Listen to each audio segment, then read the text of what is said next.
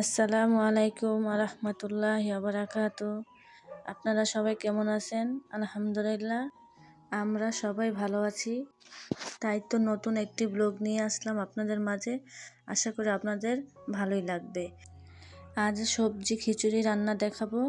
মুরগির হাত পা দিয়ে এই সবজি দিয়ে রান্না করব। আর দেশের লাল চাউল দিয়ে। মশলাটা আমি কষিয়ে নিয়েছি, আদা রসুন বাটা, পেঁয়াজ সব একসাথে দিয়ে কষিয়ে এখন চাউলটা কিন্তু ভালো করে কষিয়ে নিতে হবে, নাহলে কিন্তু খিচুড়ি স্বাদ আসে না, কাঁচা কাঁচা গন্ধ হয়।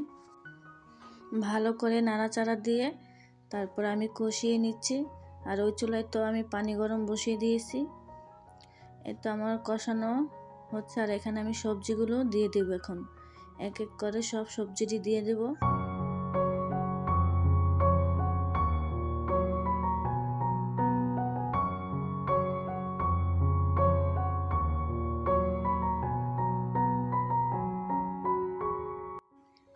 এই যে পানিটা গরম হয়ে গেছে, আমার সবজিগুলো কিন্তু দেওয়া হয়ে গেছে। এখন এই পানিটা আমি খিচুড়িতে ঢেলে দেব।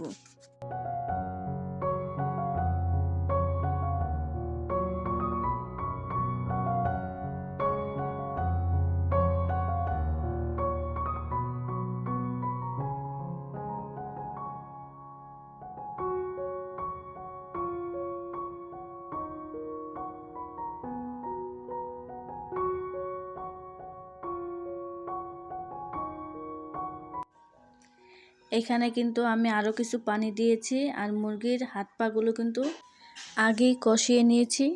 খিচুড়িটা জালটা বাড়িয়ে দেই। কষানো গিলা কলিজাগুলো খিচুড়িটা বলক আসলে তারপর দিয়ে দেব। এখানে কিছু মরিচ দিয়ে দিলাম আবার।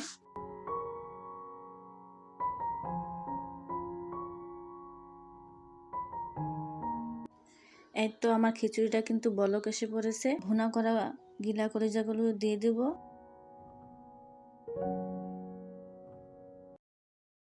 আর এখন কিছু মটর সেও আমি এখানে দিয়ে দেব। তারপর কিছু টমেটো দিয়ে দিলাম। এর মধ্যে কিন্তু অনেকটা সময় চলে গেছে, রান্না করা হচ্ছে। তাই খিচুড়িটা কিন্তু রান্না কমপ্লিট হয়ে গেছে, তখন আবার ভিডিও করেছি। খিচুড়িটা কিন্তু অনেক সময় ধরে কিন্তু জাল দিতে হয়, তাহলে কিন্তু এই সবজি খিচুড়ির স্বাদটা বেড়ে যায়।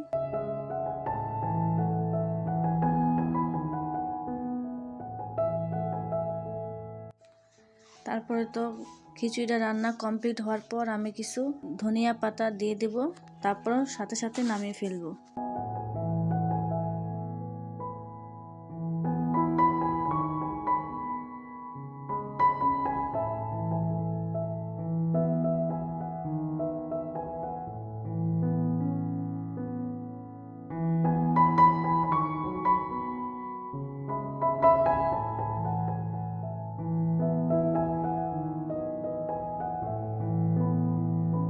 এই তো আমার সবজি খিচুড়ি রান্নাটা কিন্তু কমপ্লিট।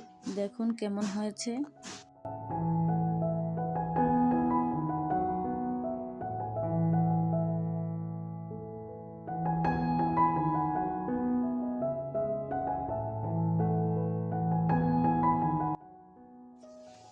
তারপরে তো দুপুরের খানার জন্য আমরা রেডি হয়ে আসলাম। এখানে শুধু আমরাই না, এখানে কিন্তু মেহমান আছে, আমার মা, আমার ছোট বোন, তাদেরকে কিন্তু ক্যামেরার সামনে আনিনি।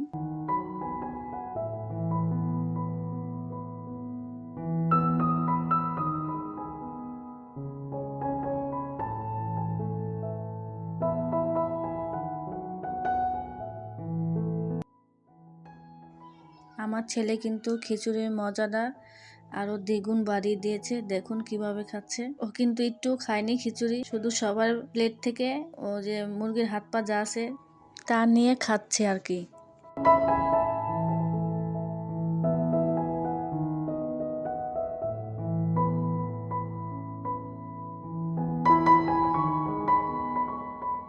এটা হলো আমার একমাত্র ভাইয়ের মেয়ে।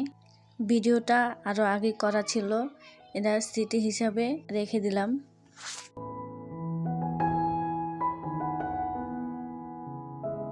তারপরে তো সন্ধ্যার পর আমরা মেহমান যেহেতু আছে, এখন একটু আতপ চাল দিয়ে আমি ক্ষীর রান্না করব।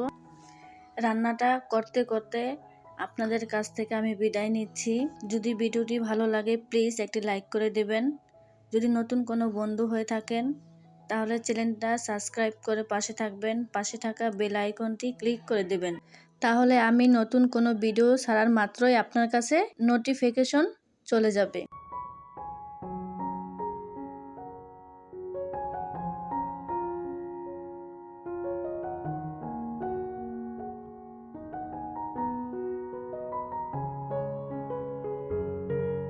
এখানে কিন্তু গুড় আর নারিকেল আমি একটু আগে জাল করে নিয়েছি, কারণ একটু গরম করে নিলে নাহলে দুধের সাথে দিলে কিন্তু ফেটে যায়।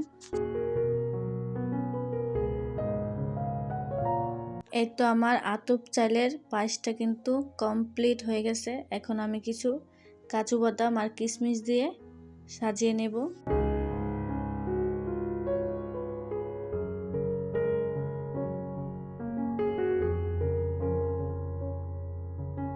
এই দেখুন আমার পায়েসটা কেমন হয়েছে। এইখানে সবার কাছ থেকে বিদায় নিলাম। আল্লাহ হাফেজ। আবার দেখা হবে নতুন কোনো ভিডিওতে। সেই পর্যন্ত আমার পাশে থাকার অনুরোধ রইল।